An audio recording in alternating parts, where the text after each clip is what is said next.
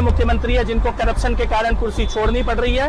पहले शीला हारी है, अब केजरीवाल की बारी है। वो जेल हो गई थी, भले किसी कारण से हुई। आपको तो बहुत पहले मुख्यमंत्री के पद से छोड़ देना चाहिए था। और दिल्ली तय करेगी कि मुख्यमंत्री ईमानदार है कि नहीं है। अरविंद केजरीवाल जी ने 2020 में काम के नाम पर वोट मांगा था और कहा कि अगर मैंने काम किया है तो मुझे वोट देना, मैंने काम नहीं किया तो मुझे वोट नहीं देना।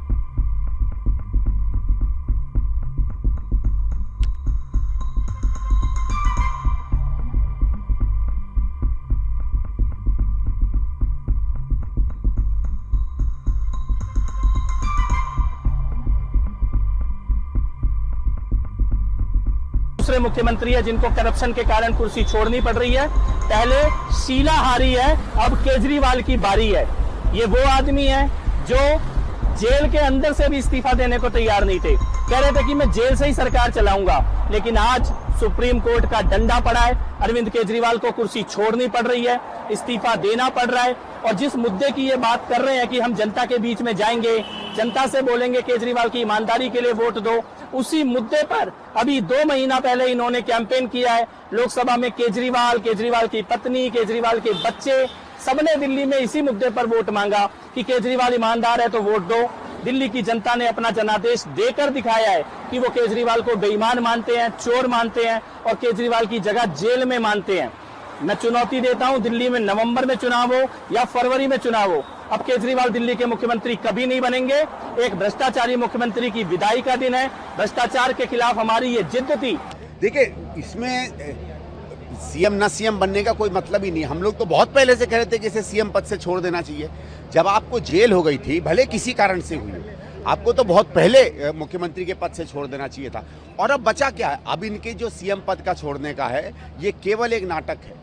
देखिए, ये दुनिया के इतिहास में शायद पहली बार हुआ है कि कोई चुना हुआ व्यक्ति जो जेल जाता है, जब जेल से निकले तो उसको सुप्रीम कोर्ट कहे कि तुम खबरदार जो एक फाइल तक छुई या तुम कुर्सी पर बैठे।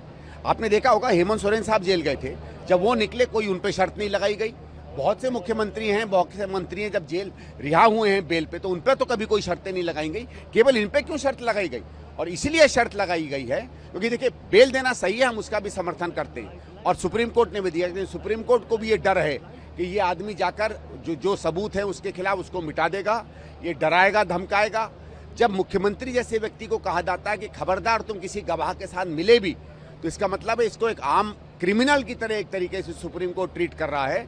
इसके बाद कोई नैतिकता नहीं बच जाती है केजरीवाल की। लेकिन केजरीवाल और नैतिकता में मुझे नहीं लगता है किसी भी तरीके आसपास का कोई संबंध है। और दिल्ली तय करेगी कि मुख्यमंत्री ईमानदार है कि नहीं है। अरविंद केजरीवाल जी ने 2020 में काम के नाम पर वोट मांगा था और कहा कि अगर मैंने काम किया है तो मुझे वोट देना, मैंने काम नहीं किया तो मुझे वोट नहीं देना। आज उनपे तोहमतें लगाई गई, आरोप लगाया गया।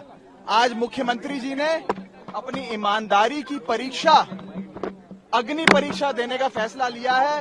दिल्ली की जनता मुख्यमंत्री को ईमानदार घोषित करेगी झाड़ू का बटन दबाकर।